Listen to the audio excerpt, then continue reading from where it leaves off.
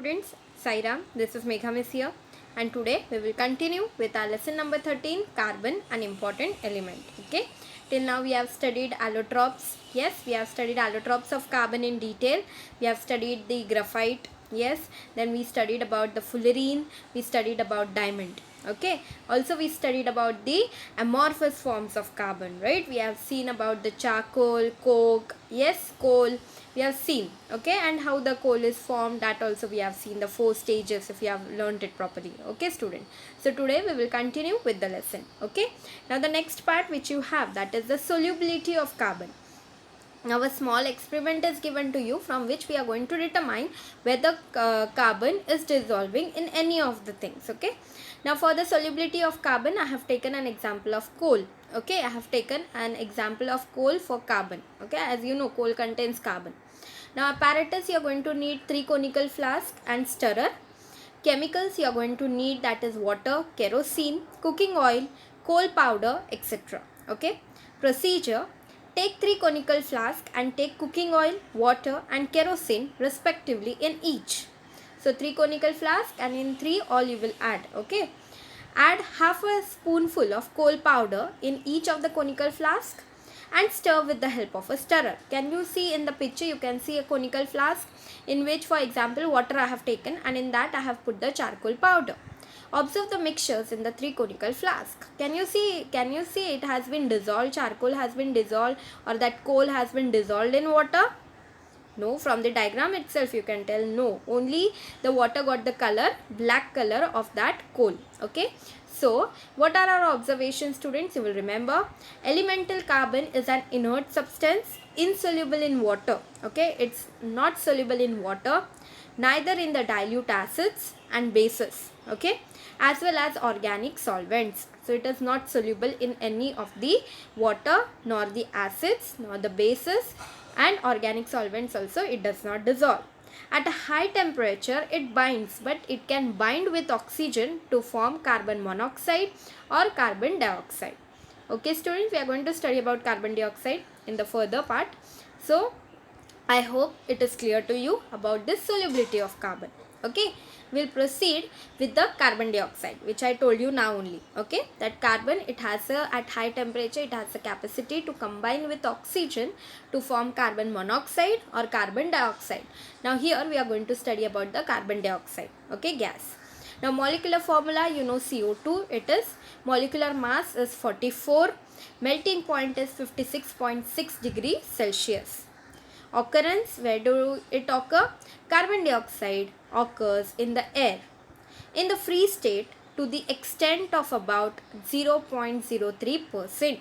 So the percentage of carbon dioxide gas in air is 0.03%. Exhaled air, what you exhale out, contains about 4% of carbon dioxide gas. Okay, so the exhaled air which you exhale out, that is containing how much percent? 4%. CO2 is present as a salt in chalk and Shahabad tiles, marble, limestone. You know, when this all reacts with acids, they give out some fumes of gas, and that is the carbon dioxide gas formation. Okay, CO2 is given out in the combustion of wood and the fossil fuel coal. So when we are combusting, means when we are burning the wood, that time carbon dioxide is given out, as well as during the fossil fuel coal combustion. Okay, I hope till here where do you get carbon dioxide and its molecular formula, molecular mass and melting point is clear.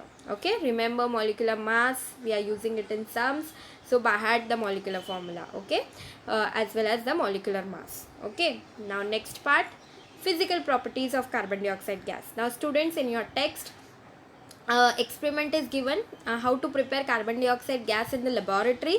You don't have that in now, it has been skipped from your portion for this year, so you don't have to study that. We'll just have a recap of the physical properties, because depending upon that experiment, physical and chemical properties are explained. So you don't have that experiment only, so we are not going to do. So whatever part I am teaching, only that part is included in your syllabus this year, so only that much you study. Okay, student, so just for your knowledge, the physical properties of carbon dioxide gas, we will remember. Appearance, it is a colorless gas. Okay, you will remember carbon dioxide gas is a colorless gas. Odor will be low concentration, none, means no odor. Okay. High concentrations, if it is present, then you will have a sharp and acidic smell. Okay students, I hope the physical properties, we are just concerned with the appearance, that is the color and the odor. So odor, if you see, low concentration, none means no odor, and high concentration, if you see, you have a sharp acidic smell. Okay, while appearance, if you see, it is a colorless gas. Okay, now some more chemical properties. Now we will see some more of the chemical properties of carbon dioxide. Now what are these, students? Sodium carbonate is formed. Okay, remember, sodium carbonate is formed when carbon dioxide is passed through an aqueous solution of sodium hydroxide. Okay, you can see the reaction. 2NaOH plus CO2 will give you Na2CO3. Na2CO3 is the sodium carbonate plus water is formed. Okay, that sodium carbonate, we also called it as the washing soda. So whatever the detergents and all which contains washing soda, it is nothing but the sodium carbonate. Okay students, how it is formed you will remember. Sodium hydroxide reacting with carbon dioxide gas. Okay, now next we will see sodium bicarbonate is formed on passing CO2 through an aqueous solution of sodium carbonate. Now if you take sodium carbonate, Na2CO3, whatever the products are formed in the first reaction, if we take that Na2CO3 plus H2O plus CO2, means more amount of carbon dioxide, if you pass through that reaction, you are going to get the formation of 2NaHCO3. Okay, see properly, 2NaHCO3. So this is called as the sodium bicarbonate. Students, sodium bicarbonate is your baking soda. The baking soda which we are using in the preparations of the cakes and all. Okay, so that is baking soda is nothing. In your foodstuffs you use baking soda. So that baking soda is nothing but the sodium bicarbonate. Both the reactions you will learn by heart. Okay, now practice writing in your science notebook. Okay, now we will see the uses of carbon dioxide. Now what are the students uses of this carbon dioxide gas? CO2 is used to make aerated drinks. You know this. Okay, whatever the aerated drinks you have, it contains carbon dioxide gas. Okay, that because of that only the bubbles comes out when you open the with the opener, the lid of the bottles. Okay, solid carbon dioxide is used in cold storage and also to keep milk and milk products and frozen substances cool during transport. Okay, so solid carbon dioxide we are using to keep as a cold storage. Okay, to keep the milk and milk products, you know, fresh, because we have to, as the milk is coming from, you know, whatever you are getting at your place, it is coming from some remote areas, it is passed, and then, you know, in between much more processes there, so it should not get spoiled, and hence it is kept in the solid carbon dioxide storage. Okay, it is also used for getting special effects of mist in dramas and movies, so that, you know, spray is coming, so like that getting special effects like a mist, showing a mist and all, we are using it as in the dramas and movies. Okay, third point, carbon dioxide obtained by chemical reaction or kept under pressure is used in fire extinguishers. So in liquefied form, carbon dioxide, if it is liquefied under very pressure, if it is turned into a liquid, then it is used in the fire extinguishers. Now you all know fire extinguishers, you have seen in the school also. Okay, now next point, liquefied carbon dioxide is used to remove caffeine from coffee. So we can remove the caffeine from coffee by using the liquid carbon dioxide. Okay, liquid carbon dioxide is used as a solvent in modern eco-friendly dry cleaning. Okay, in dry cleaning we are using this liquid carbon dioxide. Okay, this is the new modern eco-friendly technique. Okay, plant use CO2 in air for photosynthesis. So plants also use carbon dioxide which is there in the air, you know this, for the photosynthesis, and then in the photosynthesis process they take in this carbon dioxide and give us back the oxygen. Okay students, I hope the uses of carbon dioxide, at least 4 uses you should learn by heart. Okay, now the next part we are going to study, that is the regular fire extinguisher. Okay student, now you all know, as I told you before, you have seen in the school also how a fire extinguisher looks like. Okay, but how it works we will see just a in short. Okay, a fire extinguisher contains sodium bicarbonate powder. Okay, so what is there present inside the fire extinguisher students? Sodium bicarbonate powder. Okay, there is also dilute sulfuric acid placed in a glass capsule. A glass capsule means a glass, we can say a tube, you can say, in which you have the dilute sulfuric acid. Okay, the capsule breaks on pressing. You know there is a knob outside. When you press that knob, what will happen? Capsule will break. Okay, and sulfuric acid will come out, and it will come in contact with the sodium bicarbonate powder. Both of them will react chemically and release out carbon dioxide gas, and that carbon dioxide gas will help you to put off the fire. Okay, so see here, CO2 based fire extinguishers do not cause corrosion and are non-conductors of electricity. Of course it should not conduct electricity now, or whatever the accident has happened, it will increase. Okay, right, and it will not cause any corrosion also.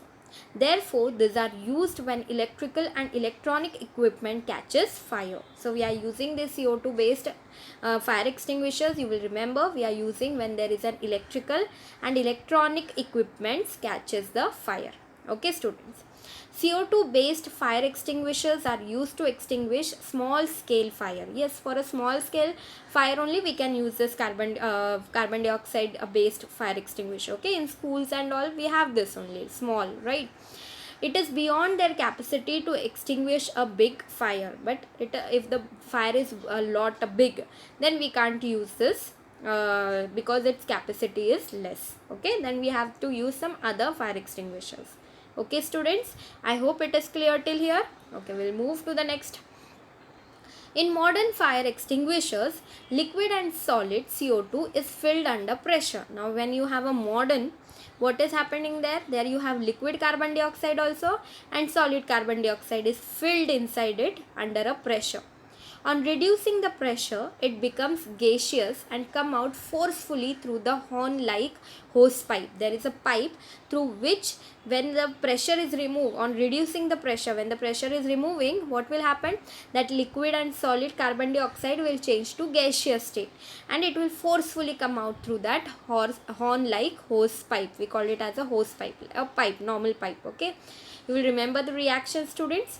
2NaHCO3 plus H2SO4, as we have seen now only, gives you Na2SO4 plus 2H2O plus 2CO2. So see, 2CO2 is our main concern, right? Because we are looking here for the carbon dioxide gas that we want to extinguish our fire. You are going to had the reaction. Okay, nowadays many types of fire extinguishers are used. So if you see, nowadays you have lot of different types of fire extinguishers. Collect more information about the way CO2 is used in them to extinguish the fire. Okay students, so you are going to just find out how this CO2 is used to different types of CO2 based fire extinguishers are used to extinguish the fire.